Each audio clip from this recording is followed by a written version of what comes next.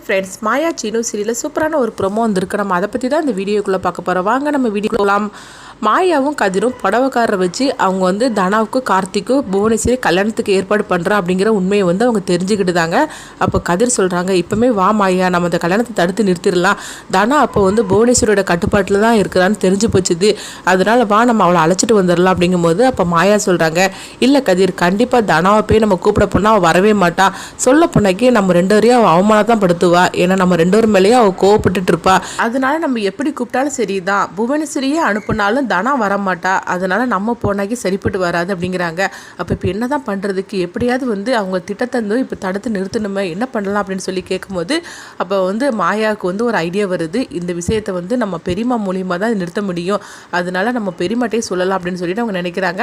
அப்போ ஜானகி கோயிலுக்கு வரவும் மாயாவும் கதிரும் ஜானகியை பார்த்துருந்தாங்க. அப்போ ஜானகி இங்கே தான் இருக்கிறாங்க, நல்லதாக போச்சு அப்படின்னு சொல்லிட்டு ஜானகிட்ட இந்த விஷயத்தை சொல்கிறதுக்காக மாயா ஓடி வராங்க. அப்போ பெரியம்மா அப்படின்னு சொல்லி கூப்பிடும்போது, என்ன மாயா, நான் வீட்டில் நடக்கிற விஷயத்தெல்லாம் நினச்சி தான் நான் சாமிக்கிட்டையாவது என்னுடைய மனக்குமரல்களை சொல்லலான்னு சொல்லிட்டு வந்தேன் அப்படின்னு ஜானகி கண்கலைங்க அழுதுகிட்டு இருக்கிறாங்க. அப்போ மாயா ஆறுதல் சொல்கிறாங்க, பெரியம்மா நீங்கள் கவலைப்படாதீங்க, தனா வேறு எங்கேயும் போகலை அப்படிங்கிறாங்க. என்ன மாயா நீ சொல்கிற, தனா இருக்கிற இடம் உனக்கு தெரியுமா, அவள் எங்கே தான் இருக்கிறா அப்படிங்கும்போது அவள் வேறு எங்கேயும் இல்லை, புவனேஸ்வரியோட வீட்டில் தான் இருக்கா அப்படிங்கிறாங்க.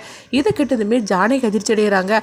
அவள் வீட்டுக்கு எதுக்கு இவா போனா அப்படிங்கும்போது புவனேஸ்வரி அவள் திட்டத்தில் இப்போ தனாவை இழுத்து போட்டுட்டா அப்படிங்கிறாங்க. நீ என்ன சொல்கிறேன்னு எனக்கு ஒன்றுமே புரிய மாட்டுக்கு அப்படிங்கும்போது, ஆமாம் பெரியம்மா, புவனேஸ்வரி அவள் திட்டப்படி தனாவுக்கு கார்த்தி கல்யாணம் பண்ணி வைக்க போகிறா அப்படிங்கிறாங்க. இது கிட்டதுமே ஜானகி அதிர்ச்சி அடைகிறாங்க. என்ன மாயா நீ சொல்கிறதெல்லாம் உண்மையா அப்படின்னு சொல்லும்போது, ஆமாம் பெரியம்மா, எனக்கே தெரியாது, சொல்ல போனாக்கி நீங்கள் தனாவை காணலைன்னு சொன்னதுமே நான் புவனேஸ்வரி வீட்டில் நானும் கதிரி போய் தேடணும். அப்போ தனா கிடைக்கல. அதுக்கப்புறம் இந்த புடவைக்காரன் மூலமாக தான் இந்த விஷயமே எனக்கு தெரிஞ்சிச்சு அப்படிங்கிறாங்க. இது கேட்டதுமே ஜானகி ரொம்பவே அதிர்ச்சி அடைகிறாங்க. அடுத்து பார்த்தோம்னா நேராக அவங்க புவனேஸ்வரி வீட்டுக்கு வர்றதுக்காக எல்லாருமே கிளம்பி வராங்க. இங்கே தனா பொண்ணு மாதிரிக்கு அலங்காரம் பண்ணியிருந்தாங்க. அப்போ அங்கே கார்த்தி வந்துடுவோம். கார்த்திகிட்ட சொல்கிறாங்க, நீ போய் இந்த ட்ரெஸ் எல்லாம் மாற்றிட்டு வாடா அப்படின்னு சொல்லும்போது கார்த்தியும் மாப்பிள்ளை மாதிரிக்கு அவங்க பட்டு விஷயம்லாம் அவங்க உடுத்துட்டு வராங்க. அப்போ கார்த்தி தனா கிட்ட சொல்கிறாங்க, தனா நீ ஒன்றும் கவலைப்படாதம்மா, நான் உனக்கு வாழ்க்கை கொடுக்குறேன். சொல்ல போனக்கு உன்னை கதிர் கல்யாணம் பண்ணிக்கிட்டாலும் எனக்கு அதை பற்றி கவலை கிடையாது. ஏன்னா உனக்கு இந்த கல்யாணத்தில் விருப்பம் இல்லாதுன்னு எனக்கு தெரியும். அதனால அந்த தாலியை நீ பெருசாகவே நினச்சிக்க வேண்டாம், அதை கலட்டி போட்டுரு. நான் உனக்கு இப்போ வாழ்க்கை கொடுக்குறேன். நம்ம ரெண்டு பேரும் கல்யாணம் பண்ணிக்கிட்டு நம்ம சந்தோஷமாக நம்ம நினச்ச மாதிரிக்கே நல்ல ஒரு வாழ்க்கையை நம்ம தொடங்கலாம் அப்படின்னு கார்த்தி தனா கிட்ட சொல்லவும் தனாவும் இவங்க சொல்கிறது எல்லாமே உண்மைன்னு சொல்லிட்டு நம்பியிருந்தாங்க. அப்போ அங்கே ரிஜிஸ்டர் ஆஃபீஸ்லேருந்து அவரும் வந்துருந்தாரு.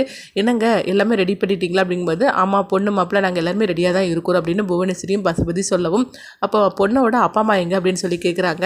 உடனே அவங்க எதுவுமே பேசாமல் அமைதியாக இருந்துட்டு இருக்கும்போது, என்ன வீட்டுக்கு தெரியாமல் ஓடி கல்யாணம் பண்ணிட்டு இருக்கீங்களா அப்படின்னு சொல்லும்போது அப்போ தனா அமைதியாக இருக்கிறாங்க. புவனேஸ்வரி சொல்கிறாங்க, அதெல்லாம் உங்களுக்கு எதுக்கு, அதான் பொண்ணே இங்கே இருக்கிறா, பொண்ணோட சம்மதமும் சொல்லியாச்சுது, அதுக்கப்புறமா நீங்கள் எதுக்காக அவங்க அப்பா அம்மாலாம் பற்றி கேட்டுட்டு இருக்கிறீங்க, நீங்கள் அதுக்குள்ளே ஏற்பாடெல்லாம் பண்ணுங்க அப்படிங்கும்போது அப்போ தனா கிட்ட சொல்கிறாங்க, தனா உன் கழுத்தில் இருக்க தாலி நீ கலட்டிடு அப்படிங்கிறாங்க. உடனே தனா பார்த்தோம்னா அந்த தாலியை கலட்டதுக்காக வரும்போது கரெக்டாக ஜானகி மாயா கதிர் மூணவரும் தடுத்து நிறுத்துதாங்க. இவங்க மூணவரையும் கொஞ்சம் கூட எதிர்பார்க்காத இவங்க எல்லாருமே அதிர்ச்சி அடைகிறாங்க.